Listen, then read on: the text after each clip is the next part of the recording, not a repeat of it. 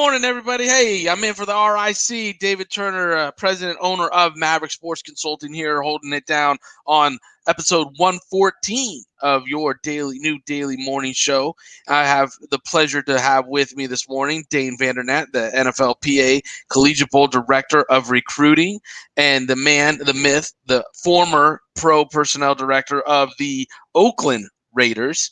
So, we're very fortunate to have him on this morning. We're going to talk some college ball, talk about the NFLPA Bowl, talk about that upcoming playoff game, who we should be looking at, focusing on, and knowing who's got some. So this morning, Dane, how are you, buddy? Doing great, man. Better day today than yesterday, I think, for all parties involved. But no, man, always a joy to jump back on here with my old Raider colleague. Oh yeah, baby. We used to roam those hollow halls together and be able to chop it up back then about personnel. Now this morning, Rick's given us this opportunity in Draft Bible to do it here. So I'm just thankful to be sharing these airwaves with you. But let's just start off with, I've been seeing a ton of content coming from the NFLPA Bowl. I've been seeing a ton of people accepting your bowl bids and putting bowl bids out there. Tell us about the event. Tell us about who's accepting, who's coming, who should we look forward to being to see, or all that stuff. Yeah, well, I mean, it's an exciting week for us. Obviously, DT, we're putting on a virtual event this year just with the complications with COVID and getting people to travel, whole 9 yards. Unfortunately, we had to cancel our game in the in-person event. But it was important to all of us at the NFLPA and us at the Collegiate Bowl to still put on, an educational platform for the players and also be a bridge to help link them with the NFL clubs by doing interviews. Rick and I have been at this, interviewing the young men, recording them, and then we're going to forward those on to the league so that they can disseminate it to all 32 clubs. So we're real fired up about still being able to add value for both the players and the NFL clubs in this instance. As you know, just as well as anyone, man, it's so important for the clubs to get a feel for the guys' character, to hear them speak, to articulate, to share their background and their story, and to ultimately just give the NFL clubs a feel for what they're potentially going to be bringing into their locker room. So, we've had about half of total guys that we're going to have participate in our event. We've had about half of them register so far, still waiting, still trying to corral some of these other guys to get registered up. But as you mentioned, we're rolling out with the acceptances, and just excited for these guys that are going to be getting a great education and hearing from some big name people at this NFLPAU. You know what I think is something that's very undervalued and underspoken about is exactly what you and Rick are bringing to the forefront here.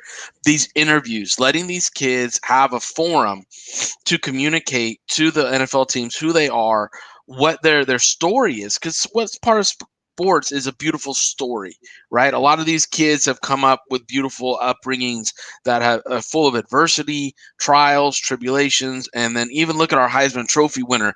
I mean, part of his speech was, everybody in my life has told me I wasn't big enough, I wasn't maybe fast enough, I wasn't the most elite athlete out there.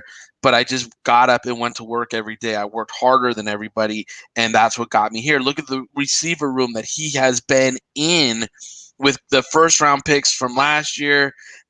Even going into this season, he wasn't like the focal receiver in that room, but yet here is the guy winning the Heisman Trophy who just said to all our young people, work harder, be better than everybody else, and you can get there. It's not all about God's gifts and talents that you are blessed with. And you and Rick are giving these young men an opportunity to send these interviews out to teams, utilizing not only through your forum and your connections of being, the NFLPA Bowl, doing it, but then they get it and market it and send it out. I know that's a special tool. What are some of your best stories you've heard so far?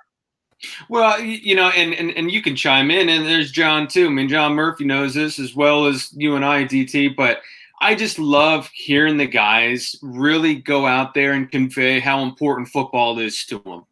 We all kind of assume and expect that's going to be something, but we all know when you talk to a young man for 15 minutes, you can find out pretty quickly what's the most important thing that he's got going on in his life, what he really values. I interviewed, for instance, DiCaprio Boodle yesterday, cornerback out of Nebraska. I was blown away with the interview itself. his recall of the defense that they ran at Nebraska, his ability to articulate the assignments of not only himself, but the 11 players around him, and especially all those dropping into coverage on some of those, coverage defenses that we were going over. His love of the game, one of those guys, you ask him, hey, man, what do you do for fun? What do you do when you get away from the facility? And the first thing he says is, I go home and I watch football. I go home and I throw on my iPad and I'm watching my upcoming opponent. And I don't just watch them from this season. I go back and I watch every season that they play. And I go back and I go watch their high school reel as well. Because I want to know if he's a wide receiver that played running back in high school, then he may not just be going down after he catches the football. He may look to turn up field and try and run me over or evade me in another manner.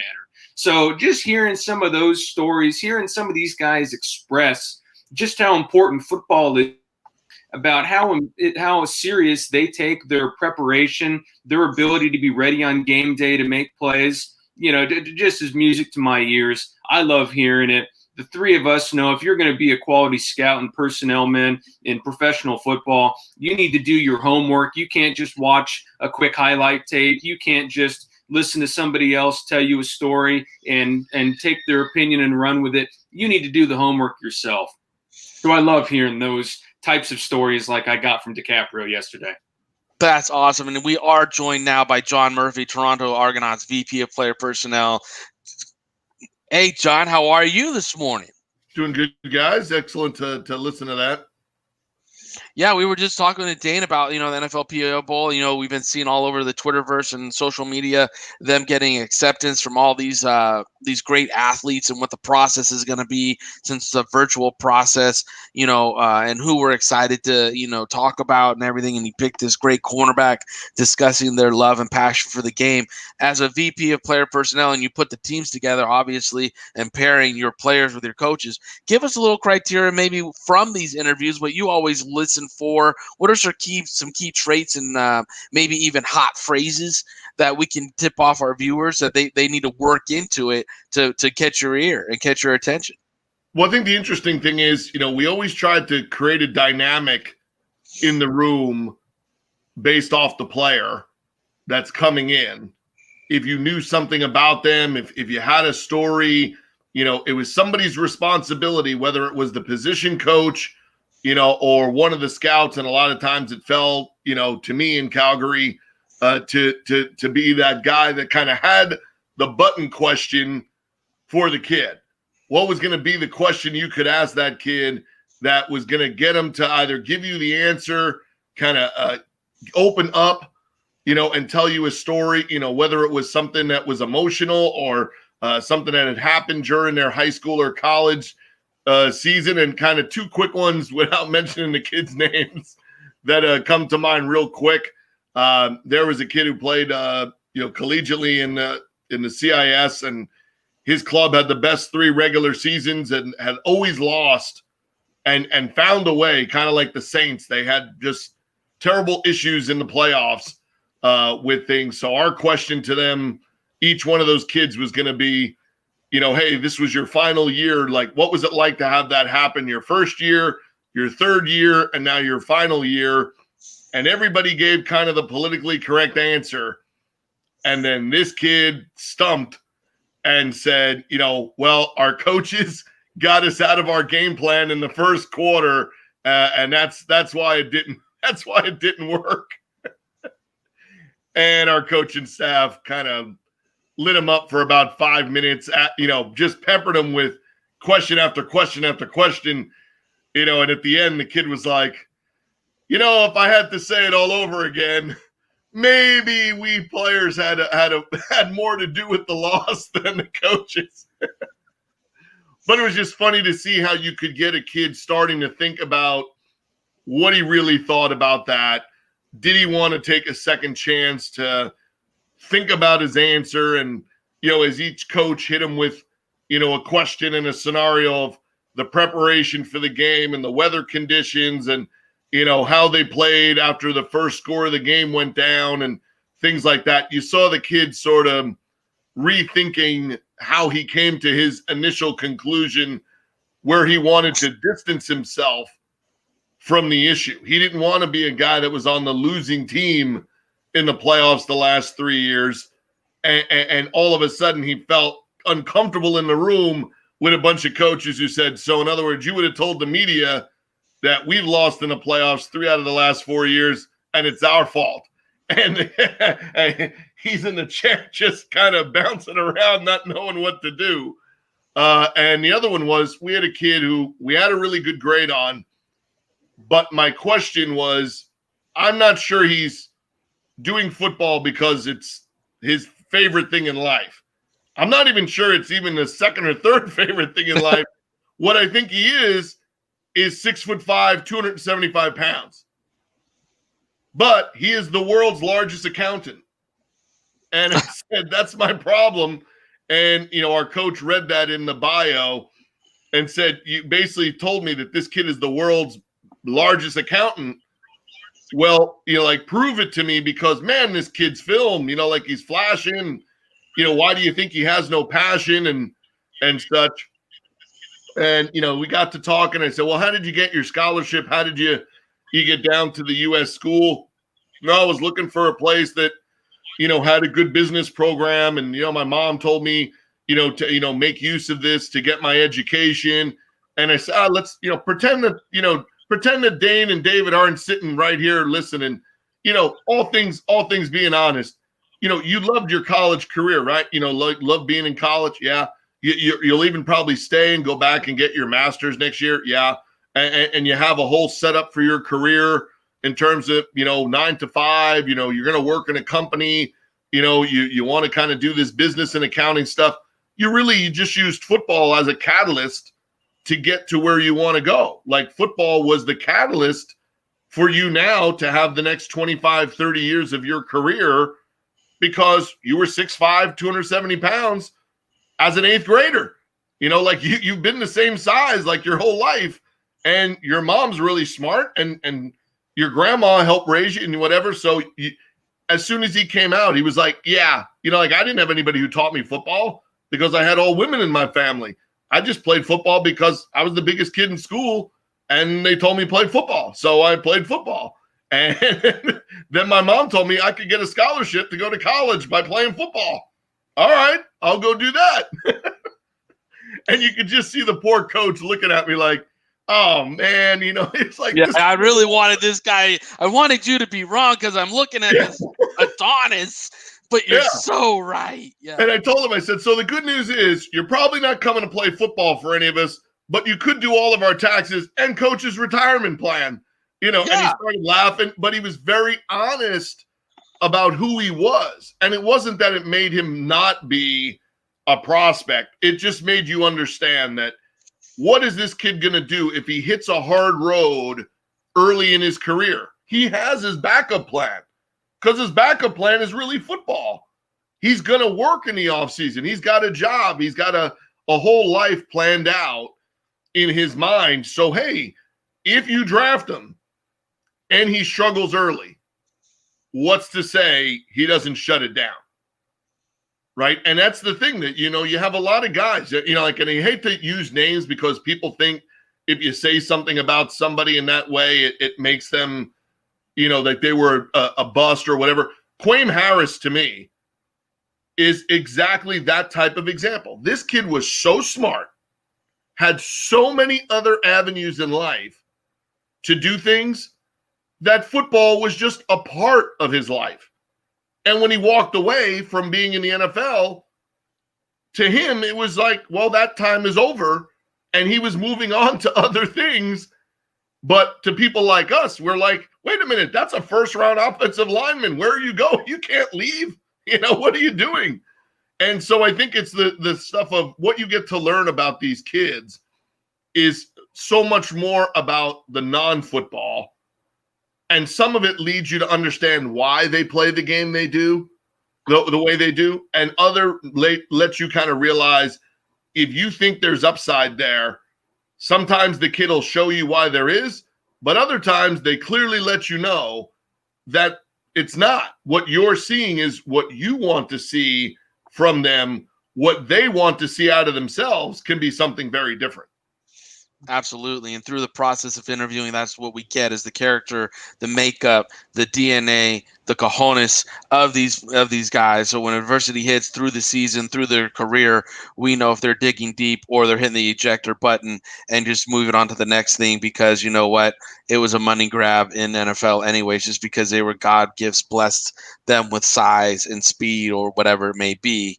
So looking forward really quick into this Monday night's football game. Dane, really quick, before we got to get you out of here, talk to us a little bit about maybe some of the players that you're looking forward to seeing on Monday night's matchup between Ohio State and the Alabama University. I mean, other than the Heisman Trophy winner and Devontae Smith, man, we kind of let off with here. I mean, you know, obviously, like we talked about, I mean, there's not an NFL wide receiver room that has much talent as Alabama's did last year. You know, you look at the 2 first-round draft picks. If Jalen Waddle comes out this year, I think he's a first-round draft pick himself.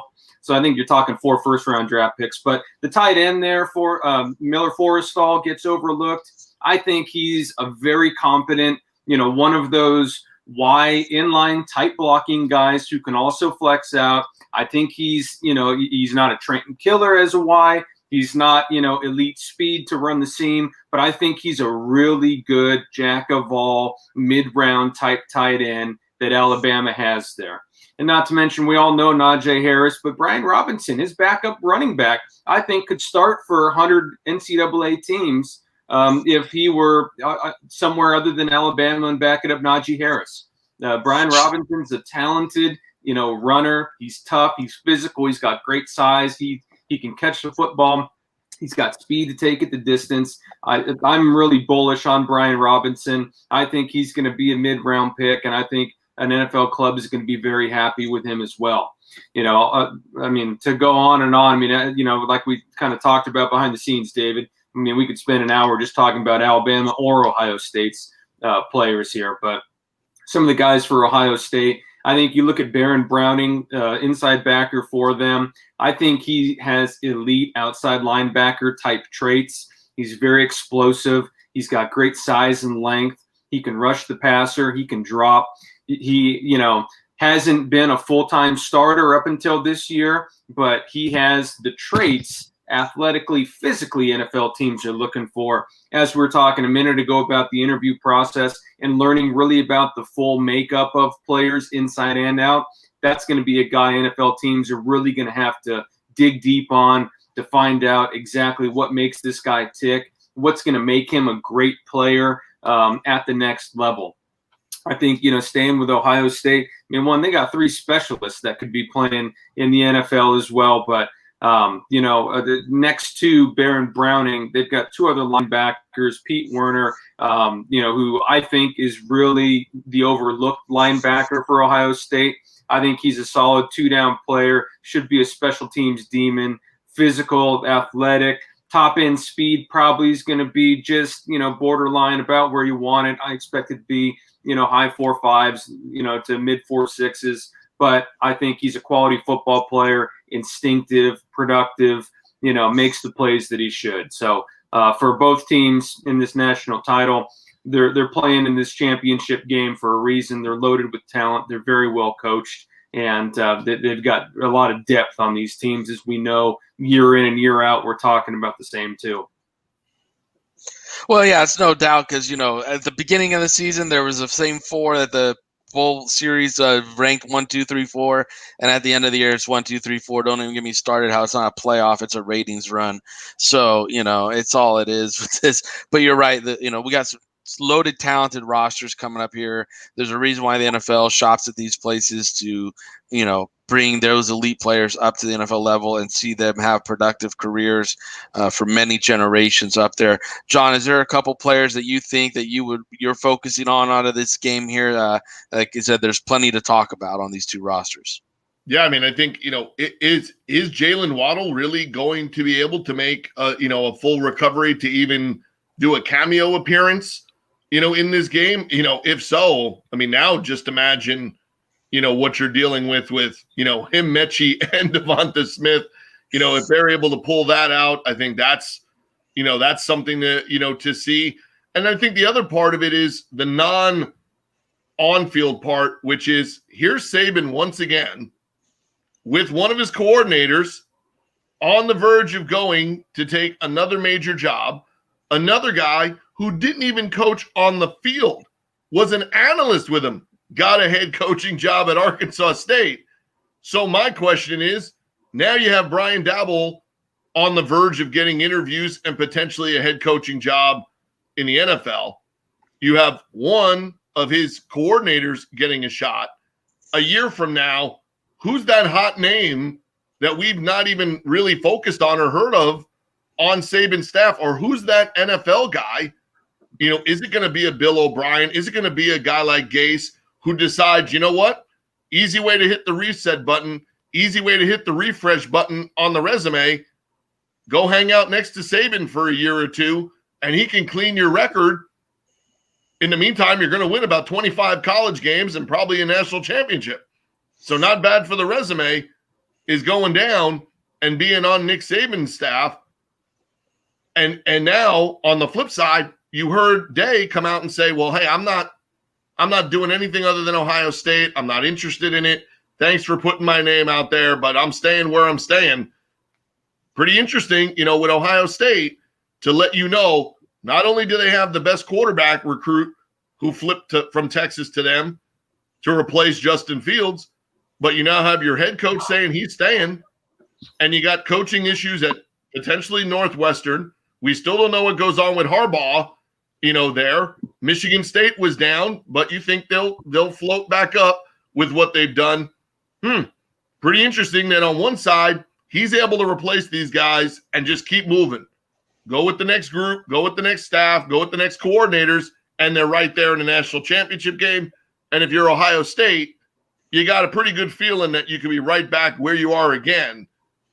And whether it's the top four guys or the TV ratings, why do I think we might be discussing at least one of these two teams being back in the Final Four, if not the Final Two again next year? Well, I think if you're Ohio State too, you know, to your point, John, one, you probably want Harbaugh to stay at Michigan, you know, because he's not putting up much of a fight for the Buckeyes. I mean, he can barely beat Michigan State on a regular basis. And then, you know, number two, if you're Shane Day, why would you leave? I mean, why would Nick Saban ever leave Alabama again? I mean, you know, these colleges, unlike the NFL where there's parity and the worst teams get the best draft picks and et cetera, he's got unlimited first or top 5 draft picks at Alabama.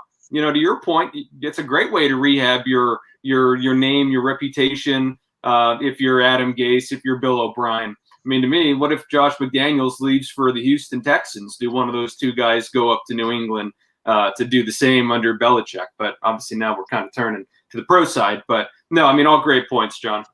All three of us got background in the pro side, so I don't mind turning the page on this because I think it would bring our viewers a good conversation. So let's do it. But I think Adam Gase at Alabama would be a train wreck because he's a complete social awkward individual. Can you imagine him sitting in a living room of a kid trying to convince him to come his way as he's a social awkward, just dropping jokes that have no meaning whatsoever to anybody? I mean, that I can't see that at all. Adam Gase to me is like, what I don't see the attraction at all. He won a championship, a Super Bowl, when he had Peyton Manning at a freaking quarterback. Guess what? I could have won that as the OC. And I don't know half as much as anything about – I mean, Lane Kiffin couldn't have screwed that up. Let's just put that up. And he screws up everything, okay? So let's just put that out there. So maybe, you know, I could see Bill O'Brien maybe going there. You know, Bill's got personality. He could win some recruiting stuff. But, you know, Adam Gase to Alabama, I think that one just needs to stop. Well, I think the main reason that Saban would never leave is if he shows up during the daytime – or anytime, Saban can park in the AD spot. Nobody's telling him to move. I mean, you're the biggest person on that campus, no doubt. You know, he's the highest paid person in the state of Alabama. He's the highest paid state employee in the state of Alabama. So, I just love when he rolls out to the Senior Bowl. You know, I mean, every year he rolls up in, you know, like a caravan. And then you've just got the crowd that no longer cares about the players on the field. They go straight over to Senator Saban over there. Not that I want to enshrine old Tommy Tuberville over there for his antics these last few weeks. But, yes, Saban's by far. I mean, Saban's a regional thing. If he goes to recruit you, you're going to Alabama. I mean, how do you get Najee Harris out of the Bay Area? I mean, every team in the West Coast and in between there in Alabama should have been recruiting Najee Harris. But, if you want to go win a championship, you want to be a first-round draft pick, you go to Alabama, you go to Ohio State. Yeah. No, absolutely. I mean, they are factories and they are known for it. And obviously the big gun recruits, scouts go through there and they start looking at them. So, absolutely that. Hey, Dane, do we got you for a couple more minutes? Let's turn it to the pro side really quick. Okay, let's turn this to the pro side really quick. Let's look at the upcoming I know we're going to talk a little bit coming up with Neil Stratton of Inside the League about this, but I want to get Dane's take on it before we lose him because he has been, 15 years at the Oakland Raiders, pro personnel director there. So what do you think of some of these openings happening in the NFL? Pick one or two head coaching, one or two GM jobs. Talk about how good they are, how bad they are, and who do you think might take those opportunities? Yeah. Well, I mean, I'm kind of baffled with the Caserio to Houston, and obviously it's what they intended to do all along. It wasn't a true opening, I mean, it looks as though the guy they tried hiring a year ago, and who knows for how long before then, they finally got their opportunity this year. But, I mean, if you're Houston, I think you got to be bullish in the sense that you've got a great quarterback in Deshaun Watson, a left tackle to protect them, and if you've got any wherewithal as a scout, as you guys know, it's tough if you don't have a first-round draft pick. That's your biggest impact opportunity. But you can still go add quality players. Fred Werner is a third-round pick for the San Francisco 49ers, and he's arguably a top 5 inside linebacker in the NFL. And we can go all the way down the list at a litany of position groups. If you know how to scout, if you've got a good process in place, if you have a good talent evaluation staff, you can still add quality players to your roster during the mid and late rounds of the draft. Some guys starting for the Oakland Raiders right now, we signed as undrafted free agents, and we all know that those guys make up the bulk of the NFL rosters anyway. So to have good depth means that you have a good scouting staff. It means your staff and your process is all coordinated. It's working together. You get the input from your coaching staff, and you go out there and go find those groceries so that they can hopefully cook a delicious meal. I think going back, though, too, some of these other jobs, I mean, you look at the Detroit Lions. I mean, if you're the Detroit Lions, you still have Matthew Stafford. You actually have a really good salary cap situation. You have a full complement of draft choices over there.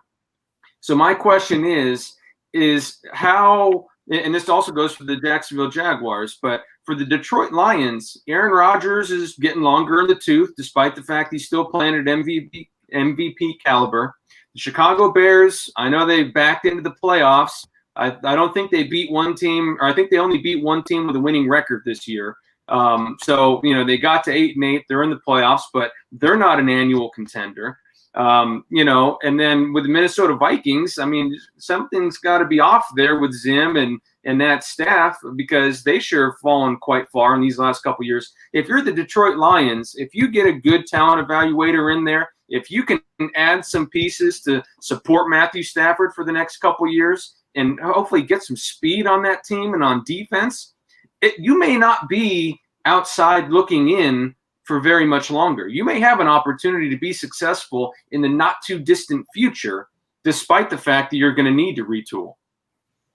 Yeah, absolutely. I think, honestly, Stafford's one of my favorite quarterbacks. I think he's underappreciated because he's never had talent around him. He was just one of those guys. It's almost like a classic Lions. They had Barry Sanders and no talent around Barry, right, for years. So it is what it is with that kind of situation and where they're at.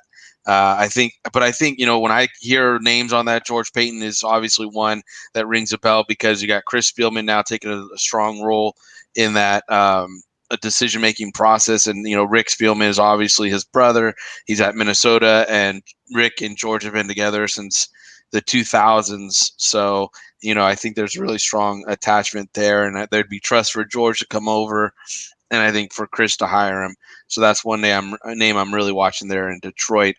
Head coaching opportunities. Is there any head coaching candidates that you want to pump here, talk about, think they deserve an opportunity? Well, I mean, I think all the usual suspects that everyone sees. I mean, obviously Brian Daboll's done a great job in Buffalo. But, Dave, John, you guys know this as well as I do. I'm always concerned about the guys that come from programs with elite talent and thinking that's going to automatically translate to success at the next place, right? Like one of the guys, I mean, Robert Saleh is a guy that I sit there and think about that, hey, you know what? He actually had elite talent in years past, and it seems as though all those guys seem to have gotten injured this year. So the job that he did this year, I think, is the high point of his resume and why he ought to be under serious consideration. But the fact that you have Nick Bosa and Eric Armstead and DeForest Buckner and Fred Werner and I mean a slew of extremely high profile, very talented players makes me think, okay, well now if you go to the Detroit Lions, you're going to have none of those guys with you over there. You're going to have no guys in Detroit that can really rush the passer consistently. So despite the fact that you may have been successful someplace else, does not mean you're going to have the same opportunity to replicate that success at your next team. However, again, in Robert's case, I think this year proves, hey, you know what? He is a great coach because he had a lot of adversity. They had a lot of player attrition this year, and he was still able to put a more than competent defense on the field. That, to me, speaks volumes about his coaching prowess, much more than when he had a bunch of first-round draft picks and was able to look good in those circumstances. Absolutely. Well, Dane, I know we got to get you out of here. I appreciate your time this morning. Dane Vandernat, NFLPA, Collegiate Bowl, Director of College Recruiting. We're very excited about what you got coming. Watch the social media, see who they're inviting. Understand that last year, I think, how many draft picks did you guys have out of the Collegiate Bowl last year? We had 15 draft picks and 88 guys signed with pro contracts. Yeah, so when you talk about scouting, Dane, his crew with Rick and everybody else he's got there know what they're talking about. So if you see them getting invited to this bowl and this virtual experience this year, you know that these are players you need to know about for the draft process.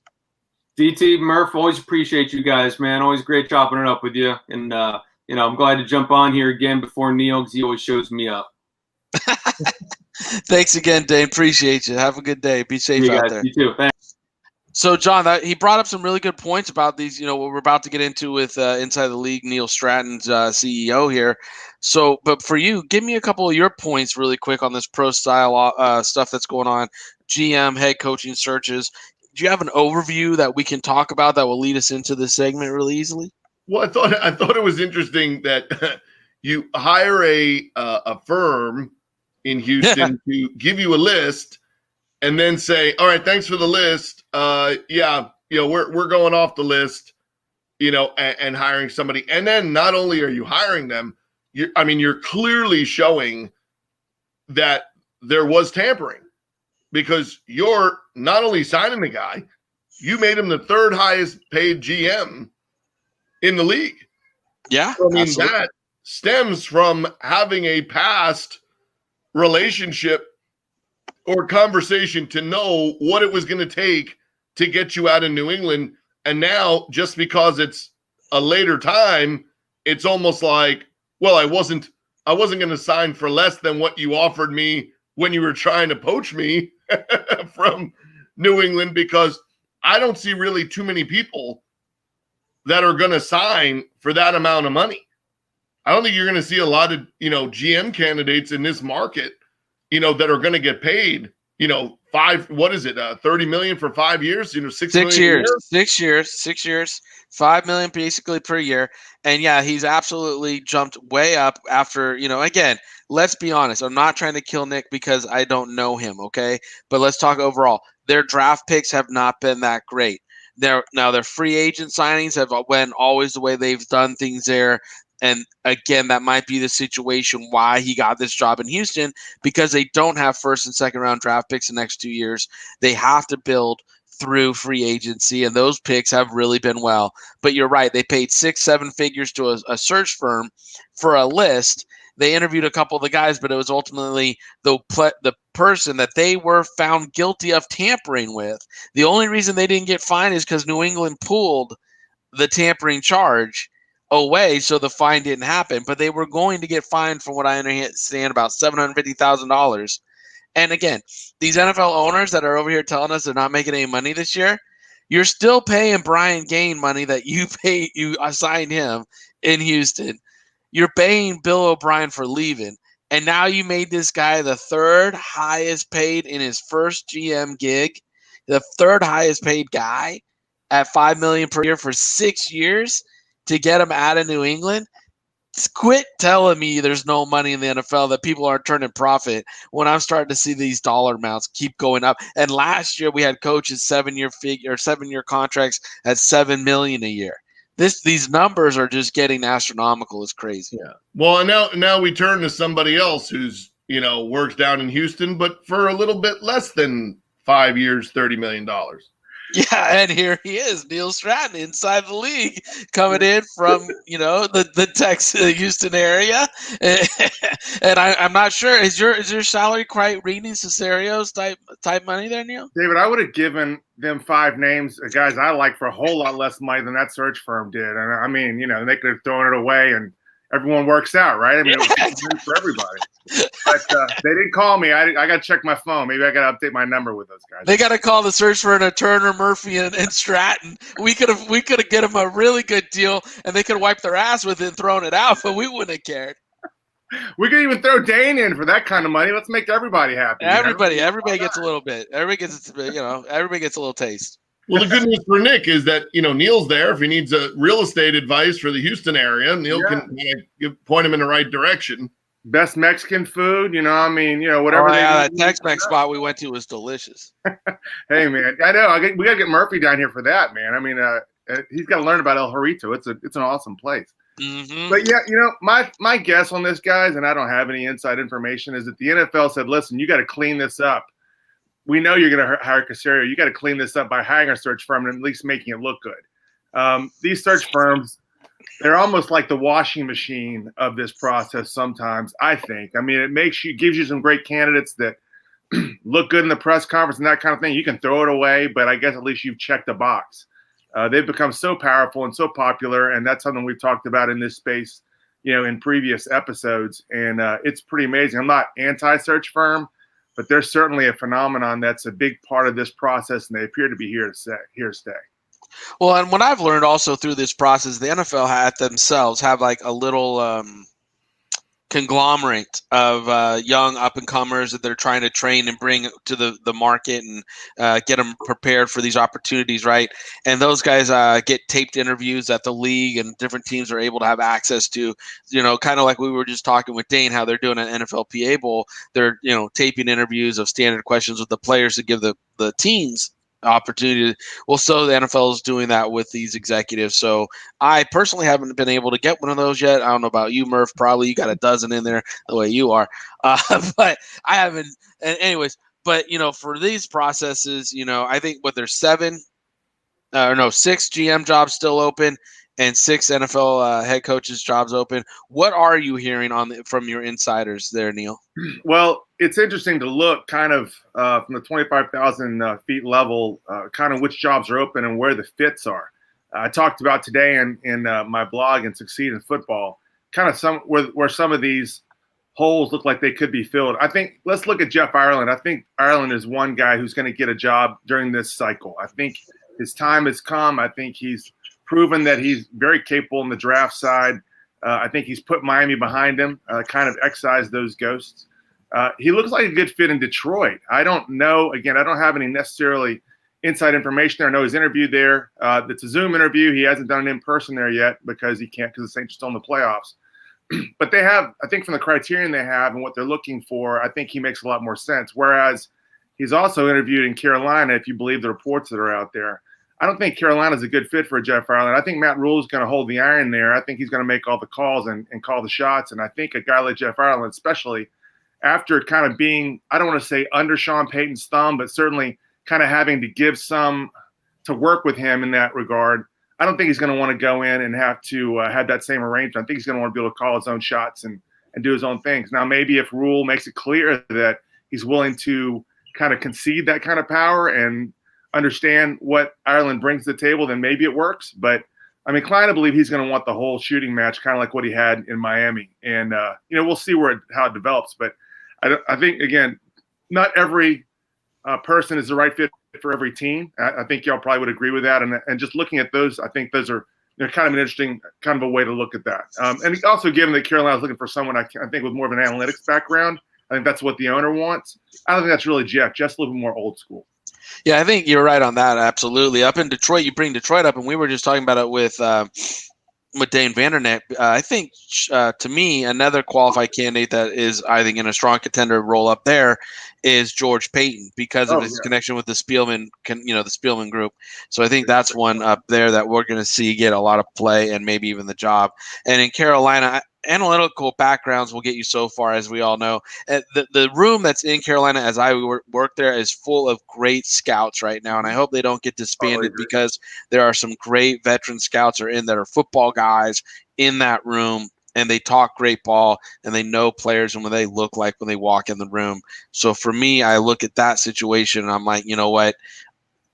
I would love to see maybe even a Trent Christianer go back to Carolina where he started, where he cut his teeth, or Joe Sean, I think came from Carolina as well, right, Murph? So it's like, come back home, be the guy that comes back home and helps that team out. And if you're Matt Rule, you're a real smart guy.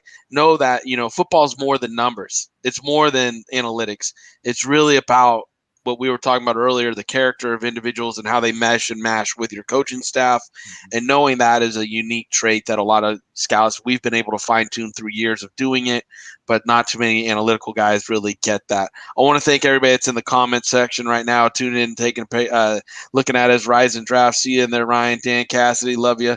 Appreciate you being in there. Preacher Boy Roy, always good to see you supporting us in the chat room. If you got any questions, guys, throw them in there. We'll try to handle them here. Neil Stratton, John Murphy, we're trying to make it all work. David's in for RIC, so let us know what you want to know, and we'll throw it in the chat. Continuing on this this process, so let's talk about the Jacksonville Jaguars. It's been kind of quiet. It was all hot really quick on Urban Meyer. Now it's been crickets for a little while. I know there was a lot of stuff going on yesterday outside of football distracting our attention, but has there been any other updates that either of you two heard about the Jacksonville job?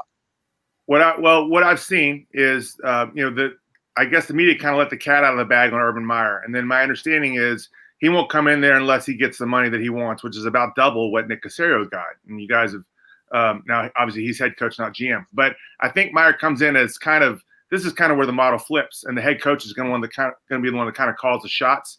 So even though Meyer's not going to be the GM per se, he is going to have the control there, kind of like Rule in Carolina. I think we don't really hear anything from Jacksonville until we find out who the head coach is going to be. And if it's not Meyer, then I think there's going to be a little bit of scrambling there for the Jacksonville organization.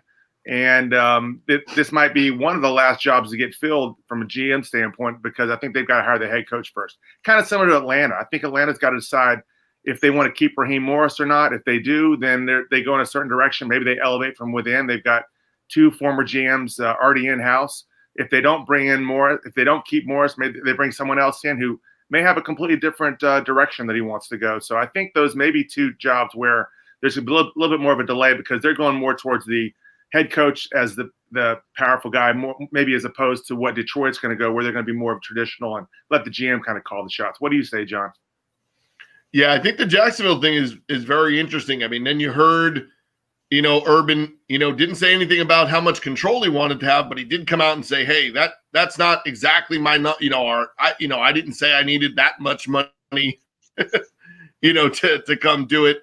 But it also makes you wonder, is it something where he wants to know who's available to be on a staff? Mm-hmm. And can I get all those guys? Can I get them all committed? Is that direction that we're going? And then, okay, so who are the best then matches for him as a GM, right? Because with all those draft picks and all that capital, we saw the Jets were the worst case scenario for how you have all that draft capital and all that money, and your head coach and GM just can't make it work and can't get on the same page, because the coach doesn't want to use those players in those type of roles, and the GM wanted to spend his money wisely in his mind, but also wanted to attract some attention, by signing the players that he was going after. And what do you get? You get neither player played for the Jets this year, and they're all back at square one, in the same process, in a very short, time frame. So I think both of those are really interesting dynamics to see. Does it have to be exactly the right way to get Urban Meyer to commit? Because it seems like that is true. The money, yes. My staff, yes. But also, who am I working with? And is there a previous relationship of some kind there that allows that, to look more organic, even if it's going to take some time? And then who are these guys bringing up as their coach? If you're Jeff Ireland, did you walk in with a different group of possible coaching candidates, than say George Payton?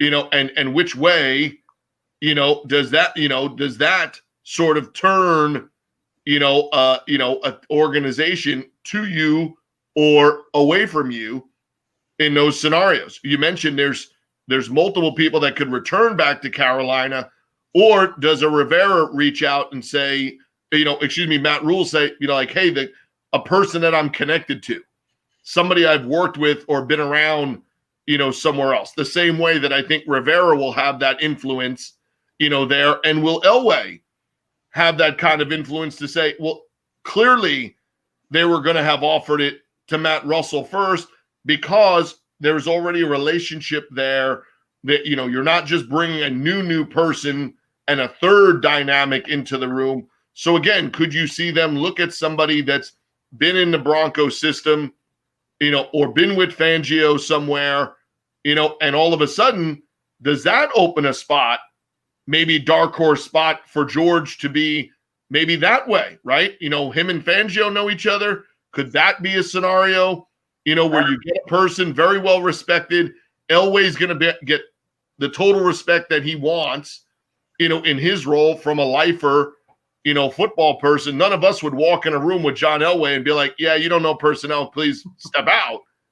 Right. So I think you have to look at, whose mouths are you feeding in an organization, right? Because there's multiples there. If you go to Jacksonville, it now seems like temporarily, until you prove that you get this organization up and running, you're going to have, Mr. He's going to be involved. Mm-hmm. He's going to be more involved than he was. If you're in Houston, Caserio already knew where Easterbay was going to sit on the plane, where he's going to sit in the box, where he's going to be in free agency of the draft. And if you're comfortable with it, it's not as big a deal. Mm-hmm. It's not that big a deal to work with it. But if you're in Washington years ago and you have Daniel Snyder, and Snyder hires his own person to know personnel for him, who's not really a part of the front office, but is in the front office, that makes life very uncomfortable for everybody. And then nothing ever really gets done.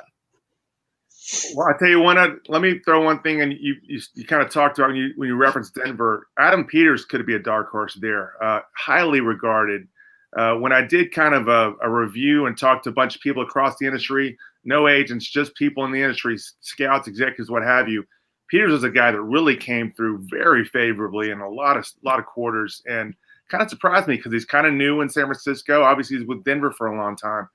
Maybe it would make a lot of sense to see him come home to Denver and maybe kind of run that show and try to help them right that ship. I don't know if all the pieces fit there with Fangio and the model they want to try to establish, but he would be an interesting guy. Another guy that I think is interesting is Joe Shane. And David, you already mentioned him. He'd make a lot of sense in Carolina, given the fact that he's been part of an organization where more or less in Buffalo, the head coach is kind of calling the shots. He's kind of the head of the organization.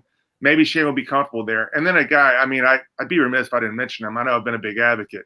Alonzo Highsmith is a guy that's paid his dues and has as good an eye, in my estimation, for evaluation as you'll find out there.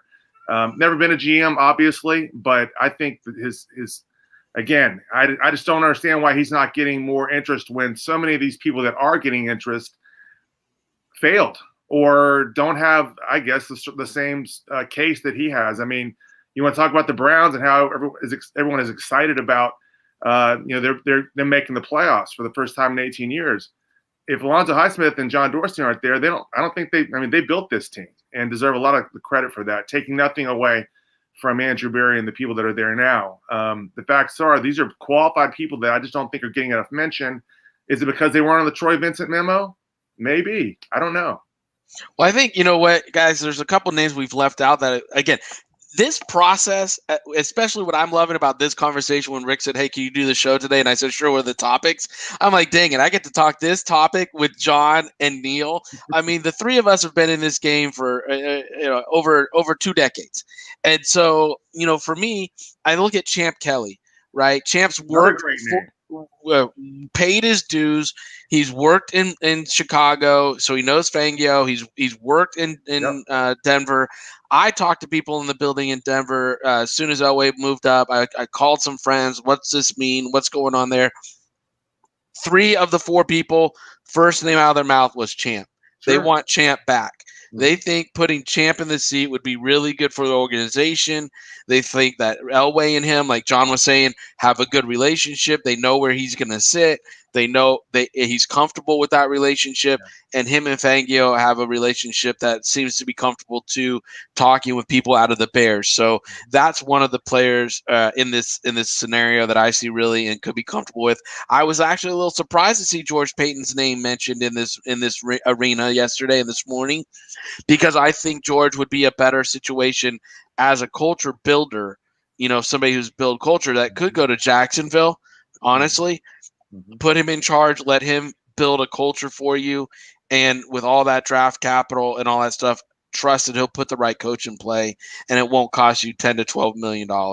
And honestly, it won't be a guy that's cheated everywhere he's been and then left it in ruins. So, let's just put my feelings out there real quick. So, for me, I think that I love to see obviously Trent Christner, Scott Fitterer's names, but in this process, guy like Ray Farmer getting a resurgence and getting an interview in Jacksonville I thought was great. Alonzo Highsmith. Why isn't John Dorsey's names being mentioned more places? Because again, he's basically built the Kansas City Chiefs roster and the Cleveland Browns roster, as you said, Neil, with the staff and the people he put under him, with Highsmith, with Elliott Wolf. He's not only putting people like into play that are good on the field, but he's putting good personnel people underneath him that are going other places and having success other ways. John Schneider was talked about being traded from Seattle to Detroit, which I thought was like ludicrous when I heard it, but I was like, you know what? John has prepared that organization if he leaves, with Fitterer and Christner being there as 2 young bucks that could step in and take over if John wanted to go to another opportunity and take it on. So there's so many good qualified candidates. I know I'm not saying everybody. Right. I get it. And there's just too many for us to list out. Right. But I do want to get to a situation like the Jets. Who do we see, John? I'm going to start off with you on this topic. Who do you see as a good pairing now that we know the GM's going to be there and possibly maybe keep the quarterback, maybe not? Who's a good coach to walk into the Jets and finally be a culture adjuster there to make sustained success happen for that organization? Yeah, I think their first thing with that is each person that you bring in to talk to, what is the conversation piece? Because if I'm walking in now and I'm a head coach candidate for them, I'm asking, so where do you see Sam Darnold? Okay, where's the organization stand on Sam Darnold? Now, it was smart because you can't be interviewing potential head coaches and as the GM say, Sam Darnold is my quarterback, the way that Chris Greer said it, because Greer knows that him and Flores are in agreement, and that's why Shane Gailey exit stage left quietly. New OC will play a lot more, to Tua. If you're the Jets, you can't say that and then end up with 12 phone calls saying, hey, thanks, we're not interested. Thanks, but we're not taking the interview because you've already told me that I got Darnold.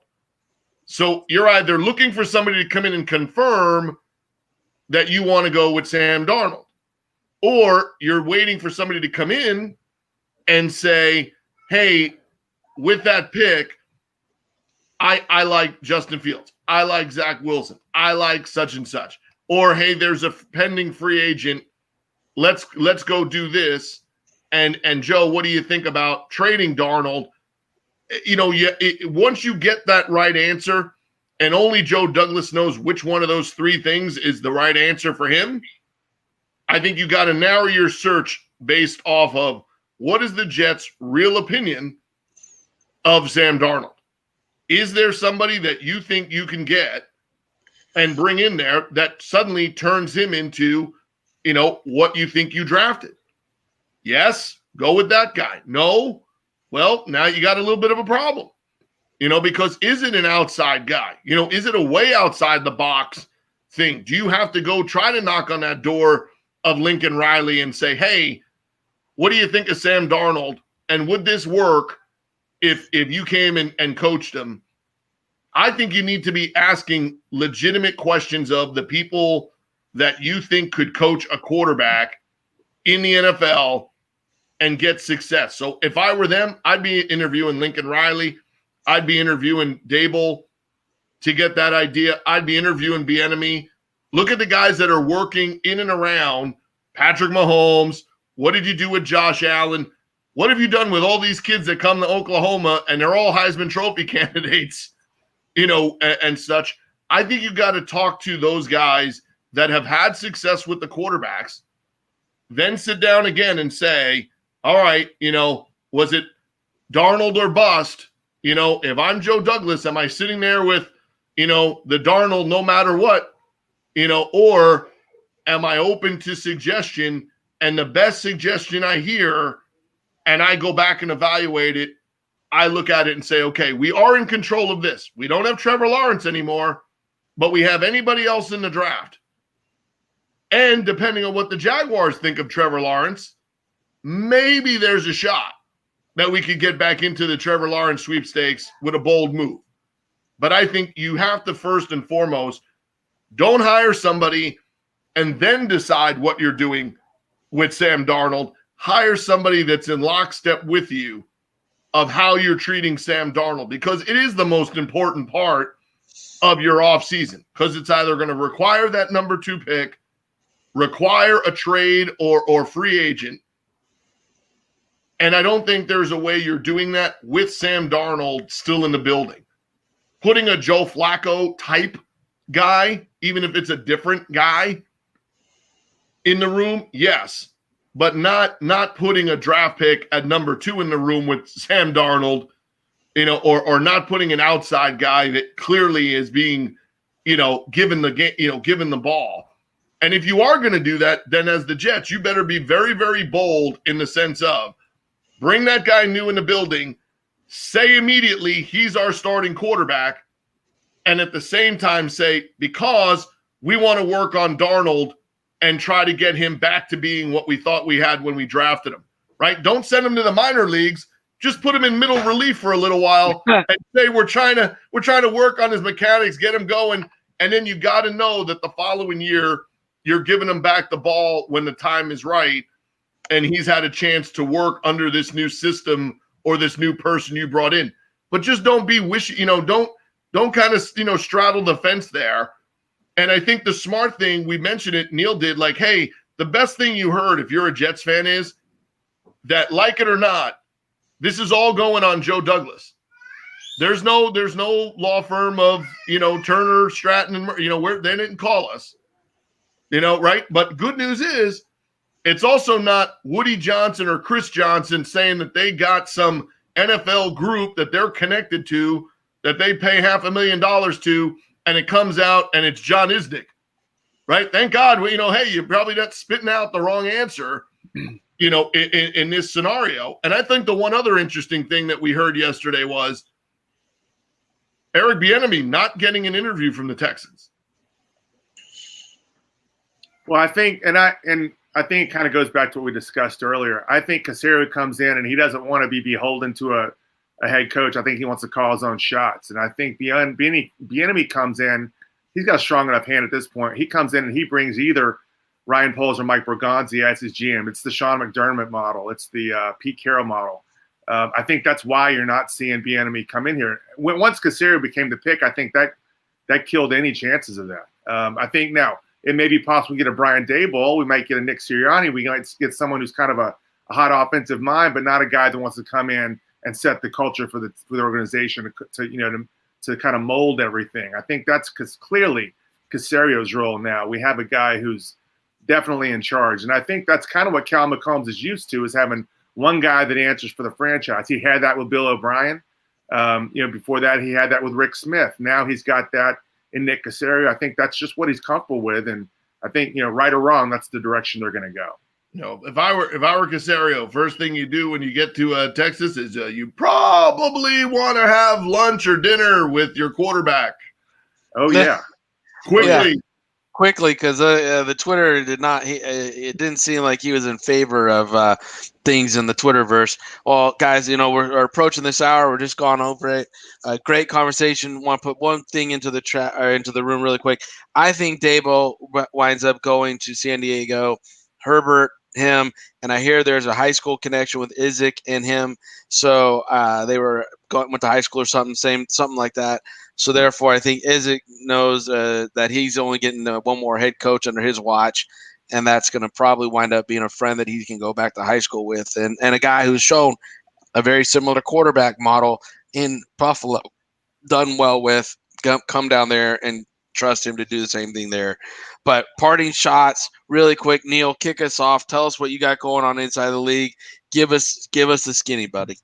Well, we're going to talk about tomorrow on the Friday Wrap is the Combine. I don't know what y'all are hearing, but it's not looking good. I think there's a real good chance we don't have it. We'll talk about why. We'll talk about what that means if we don't. In the reports today, in the rep rumblings this week, it's nothing but just pretty much recruiting. Who's signing with whom, what all-star game everyone's going to, kind of setting the table for the next 3-4 months as we run up to the 2021 draft. Fingers crossed that we have a draft, of course. Yeah. Murph, what do you got for the people this morning? I mean, I made some calls down, and it seems like hotels are available in Mobile, so they're expecting people to show up. They're expecting still a Senior Bowl week, because sometimes if you can't get answers one way, there's ways to get answers. And, hotels and people are expecting the NFL to be there. They're not expecting as many NFL people to be there, so they're open a little more room availability than there was before. But I think just the factor that they're saying, like, hey, people in Mobile, they're likely to come to New Orleans a lot, so they know people, they interactive there. They're like, hey, don't base what's going on in New Orleans and how you guys are kind of going backwards. Mobile's a little more, not as rigid, not as many rules and regulations, not as much going on here right now. So my question, and the professor is going to love it, is, boy, can't wait to go to Mobile. My real question is, when we all leave Mobile, will there be any illness left behind or traveling back with us? Because you got literally now people from all over the country likely to still, even if it's just 2 or 3 out of each group, if they're down there, they're staying in hotels, they're going to practice, they're going to eat meals, and if we're around, we're probably going to interact, even if we're doing it 6 feet apart. Yeah, doubtful they're going to be 6 feet apart. Veets might not be as packed as it once was, but Veets still going to have a couple of visitors. Right here. So John Murphy's back with us tomorrow. Tomorrow we will be having Football Friday still coming on and talk about it. Want to also mention really quick, Friday Night Scout School will be in the building tomorrow. Ryan Roberts, myself, final overall class. We're going to be talking about how to value. We're putting value charts up on draft picks, how to draft certain positions and where you value them on the draft positions, and free agency and trade valuing. It's all about how personnel people step into the numbers, analytics, and put money to the player's contract. So tomorrow night, Friday Night Scout School, Ryan Roberts and I sign up at NFLDraftBible.com today. Thank you, everybody, for joining us today. Appreciate everybody in the chat room. Appreciate you, John Murphy, Neil Stratton. I'm DT. We're out.